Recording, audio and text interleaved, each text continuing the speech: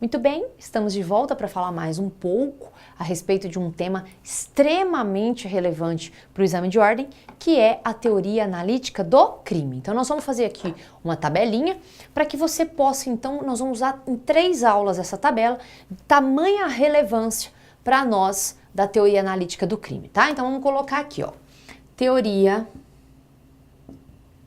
analítica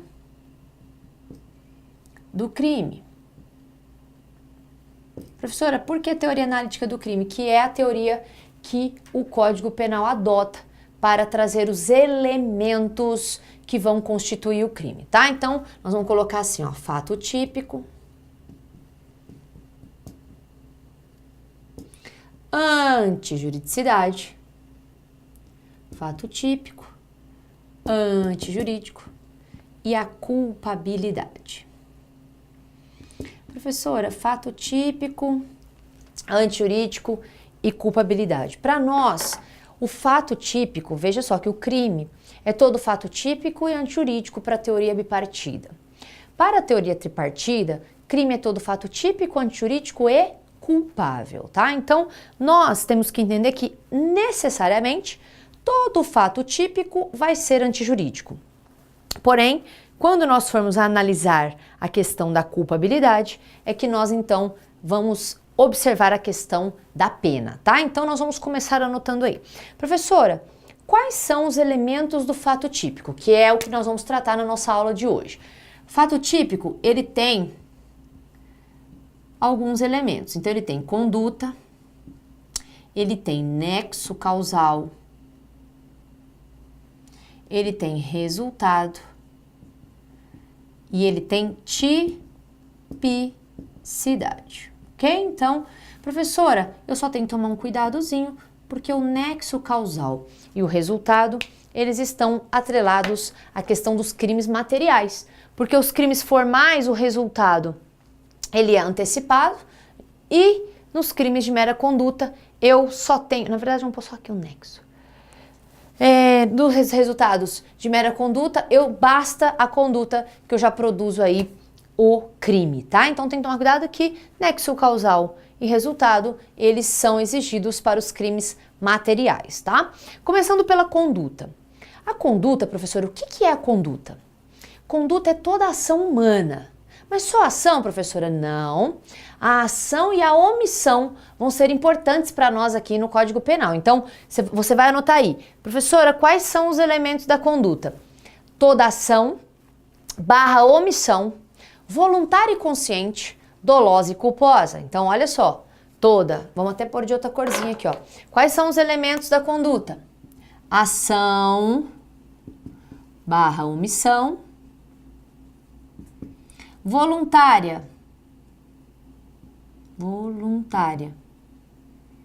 e consciente, dolosa ou culposa, objetivando um fim, tá? Então, olha como é importante para nós quando a gente fala do fato típico e fala da conduta. Por quê, professora? Porque se o sujeito agiu ou deixou de agir, ele comete uma conduta. Agora, cuidado com a omissão, porque os crimes omissivos, eles podem ser próprios e impróprios, tá? Professor, os crimes omissivos, eles podem ser próprios ou impróprios. Quando eles serão próprios? Quando a própria lei define o deixar de agir e vai punir uma pena para esse sujeito que deixou de agir, tá? Por exemplo, aí nós temos um artigo clássico, né, de crime omissivo próprio, que é o artigo 135. Então, o artigo 135 diz lá, se o sujeito deixar de prestar o socorro, ele vai incorrer no crime do artigo 135, ok? Agora, a OAB, ela gosta de pedir para o candidato os crimes omissivos e impróprios, que são aqueles em que, muito embora a lei não vai falar o deixar de agir, ela vai dizer assim, ó, lá no artigo 13. Então, você vai pegar seu artigo 13, parágrafo 2º do Código Penal, ele diz assim, ó, o deixar de agir tem importância. Tem tanta importância que determinadas pessoas Pessoas essas e situações essas que estão no artigo 13, parágrafo 2º, quando eles deixam de agir, eles não são simplesmente determinados criminosos. Eles responderão pelo resultado. Então presta atenção. Esses crimes também são conhecidos como crimes comissivos por omissão. Professora, por que crimes comissivos por omissão? Porque determinadas pessoas, elas devem agir, elas têm dever de impedir o resultado, mas elas não irão. E aí o nome já fala, porque em regra os nossos crimes serão comissivos, são aqueles que exigem o acionamento da conduta. Mas é importante também saber que muitas vezes o deixar de agir vai ter relevância. Principalmente não só quando a lei assim definir, mas em todos os casos em que o sujeito deva impedir esse resultado, mas não o faz. Que é o caso lá do bombeiro, do salva-vidas, né? O AB gosta de pedir bastante esse preceito dos crimes omissivos impróprios, porque quem tem dever legal, né, de impedir o resultado, quem garantiu o impedimento do resultado, ou quem colocou certas pessoas em situações anteriores, essas pessoas devem impedir o resultado sob pena de responder por ele, tá? Professora, então nós temos lá ação, omissão. Essa omissão pode ser própria ou imprópria, lembrando que os crimes impróprios, o sujeito deve agir. Por que ele deve? Porque ele tem obrigação, porque ele falou que ia parar o resultado, mas ele não faz respondendo pelo resultado. Então, se o bombeiro ele tem o dever de impedir o afogamento, ele olha e não faz, ele responde pelo homicídio. Tudo bem? Agora, se ele está conversando com alguém, vê lá a pessoa e acha que a pessoa não vai afogar e está virado, ele que responde pela morte. Mas aí também nós vamos admitir a forma culposa, tá? Então, beleza. Professor, ação, omissão, voluntário e consciente. Quando a gente fala de voluntariedade, vocês vão anotar aí uma questãozinha. Voluntariedade não é intenção, tá? Voluntariedade é vontade. É arbítrio. Ah, professora, como assim? Se eu peço para alguém levar um comprimido para uma pessoa, e aí eu falo, você leva esse comprimido para a pessoa, para mim? A pessoa fala, levo. Só que ele não sabe que esse comprimido é um veneno, né? Então veja só, a pessoa morre. Ele agiu? Agiu. Ele foi porque ele quis? Foi. Ele entregou voluntariamente, a conduta dele não estava maculada. Porém, ele não tinha consciência. Na ausência da consciência, o que acontece aqui? Eu não falo em conduta, o fato é atípico. Agora, a OAB perguntou numa situação a respeito da coação física.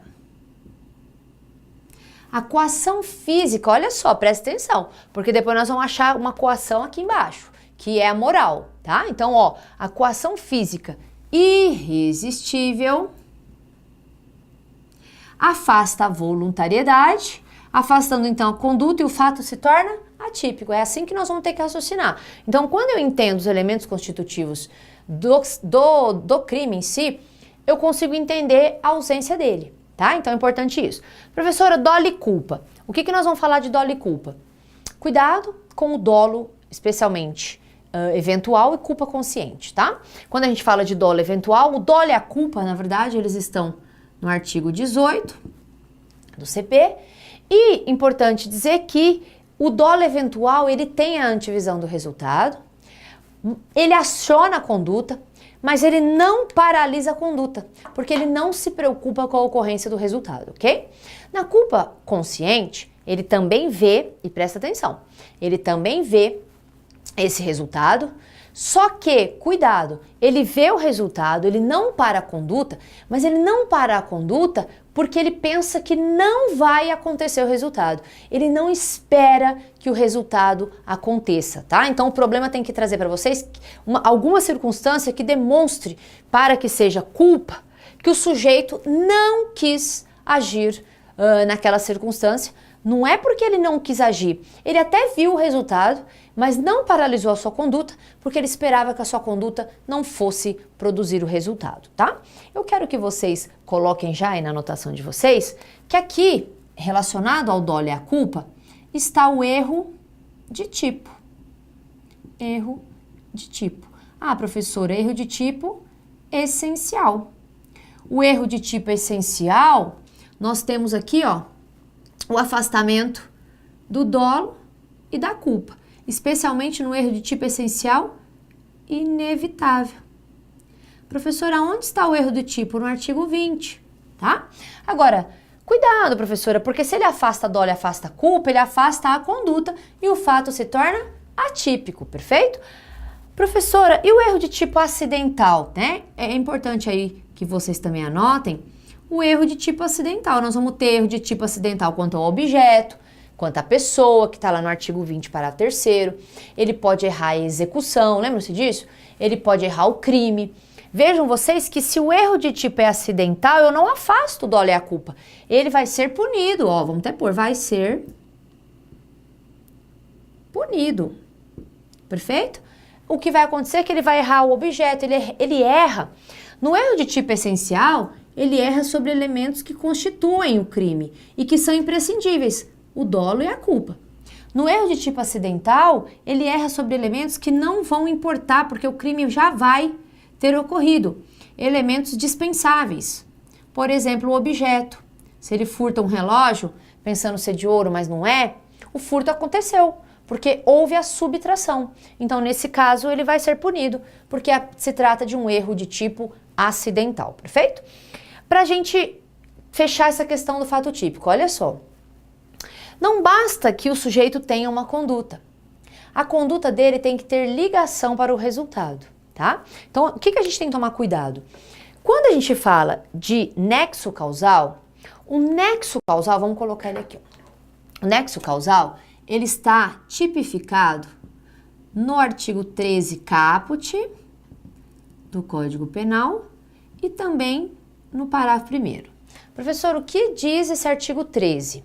O artigo 13 fala assim para nós, olha, eu só posso imputar um resultado a alguém se esse alguém deu causa. Se ele não deu causa, ele não responde pelo resultado. E aí, o nosso código, ele entende com algumas circunstâncias de punição, se ele deu causa direta ao resultado, ele deu, por exemplo, atirei, ele morreu. Eu dei causa ao resultado, porque a minha ação foi a que produziu aquela manobra criminosa. Tudo bem? Agora, o que o código traz no artigo 13 caput, na exceção lá do parágrafo 1º, é que pode acontecer que, durante uma manobra criminosa, algumas circunstâncias alheias à conduta do sujeito, elas vão interferir para a ocorrência da manobra criminosa, de modo que, juntamente com a minha conduta, unida a essas circunstâncias que a gente vai chamar de concausas, unidas as concausas com a minha ação, produzirão resultado. Quer ver só um exemplo? Que não vai produzir?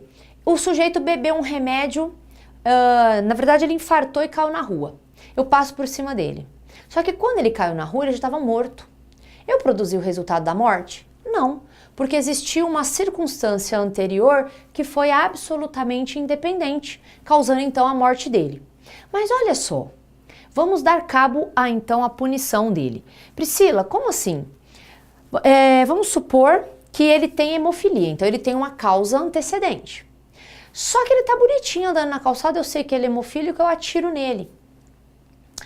A minha ação, juntamente com essa concausa que era antecedente, ou seja, era uma circunstância que dispunha esse sujeito anteriormente à minha conduta, mas que, acionada com a minha conduta, deram cabo do resultado. Então a gente chama, de acordo com a regra do artigo 13 lá no caput, de circunstâncias que são concausas, sejam elas antecedentes e concomitantes, se unidas à minha ação, o sujeito vai responder pelo resultado, porque vai dar causa a esse resultado. Agora, o parágrafo 1º, ele traz para nós uma exceção, tanto é que ele adota uma outra teoria. Então, presta atenção, ó.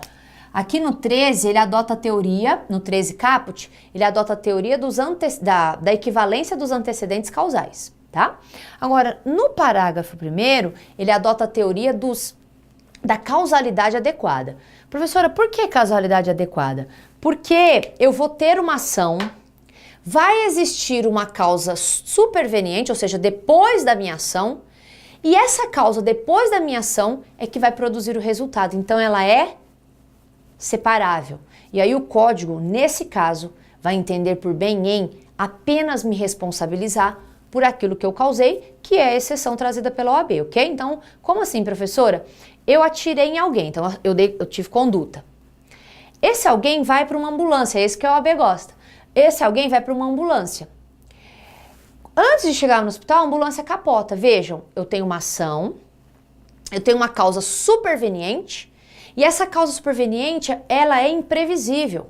Eu não dei causa a essa situação da batida, mas eu dei causa até onde eu levei ele à ambulância. Então, nesse caso, o código vai me punir até onde eu fiz a manobra criminosa, de modo que eu serei punida pela tentativa, porque a batida foi algo que não foi um desdobramento previsível da minha conduta, sendo então uma concausa superveniente que vai romper o nexo causal. Agora, professora, tem causas supervenientes que não rompem. Quer ver só? Eu atiro em alguém, ele vai para o hospital e morre da infecção no tiro. Se ele morre de infecção no tiro, nós temos então uma causa superveniente totalmente, relacionada à minha ação, de modo que eu vou ser responsabilizado. Perfeito? Professora, então, eu tenho um resultado, está descrito, e aí nós vamos colocar aqui para a gente fechar, está descrito na lei, tipicidade formal. E a tipicidade material que nós vimos a respeito dos preceitos principiológicos estão ligadas à reprovação da conduta. Se eu não reprovo a conduta, eu não tenho tipicidade material, eu não tenho fato típico, eu não tenho crime. Tudo bem? Então, olha só, fechamos o fato típico, não se esqueçam dos elementos constitutivos, porque sabendo o que constitui, você saberá então quando ele vai ter ou não uma figura típica, de modo que haverá o primeiro elemento constitutivo do tipo. Perfeito? Vamos para a nossa próxima aula. Até já. Tchau, tchau.